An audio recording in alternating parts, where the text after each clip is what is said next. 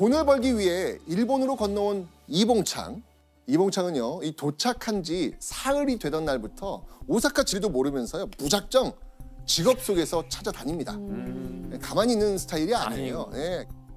이때 이봉창은요, 가스회사에 첫 취직을 하고 밤에는 공부를 합니다. 게다가요, 영양실조에 걸릴 만큼 일본에서도 열심히 삽니다. 시간이 흘러 1928년. 드디어 자신의 인생에서 가장 많은 임금을 받게 됩니다. 와. 자, 이봉창. 과연 어떤 일을 했을 것 같아요?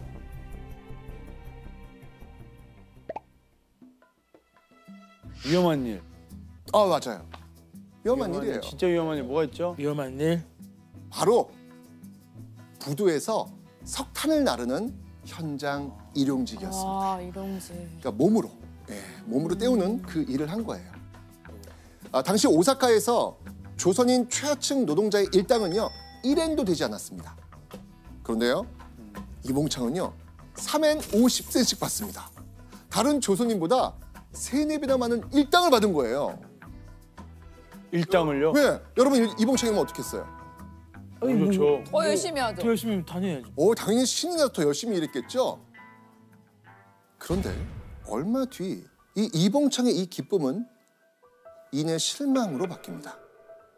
왜요 또?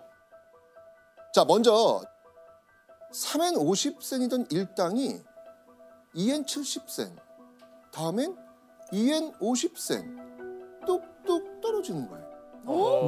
왜?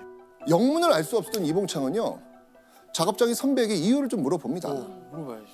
이봉창은 이때 선배로부터 당황스러운 말을 듣게 됩니다. 뭐예요? 그 말 확인해 보시죠.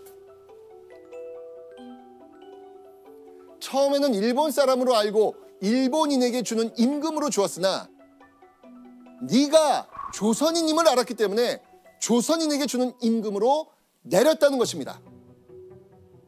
결국 이봉창은 임금에서도 조선인이란 이유로 차별을 받은 거죠. 늘 따라다니네요, 진짜. 맞습니다. 이런 계속된 차별 대우에 이봉창은 어떤 생각을 했을 것 같아요? 이젠 진짜 어쩔 수 없나? 이제는 네. 진짜 힘들었을 거야 아마. 그런데 이봉창은요, 이런 상황에서도 일본을 원망하지 않습니다.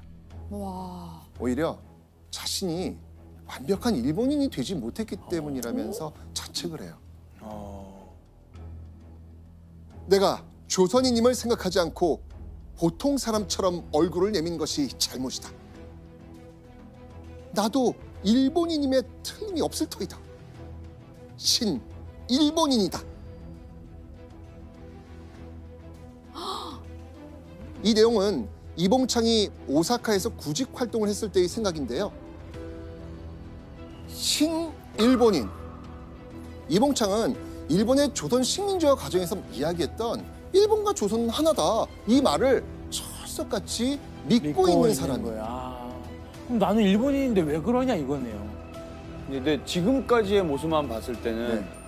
우리가 알고 있는 독립운동가의 이런 생각은 아직 안 들죠. 위원님, 근데 그러면 이거를 친일로 볼 수는 없는 거죠?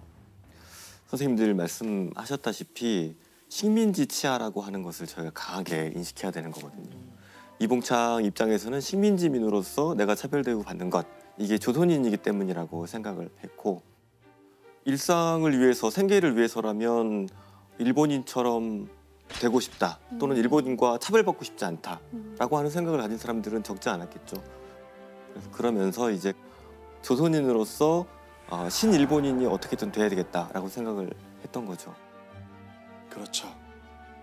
그러니까 저는 참 이게 이봉창의 그 모습을 보면서 이 당시 시대를 살고 있었던 사람들이 극복해야 되는 어떤 그 여러 가지 어떤 그 상황들, 그 시대 속에서 이봉창을 좀 바라봤으면 좋겠어요.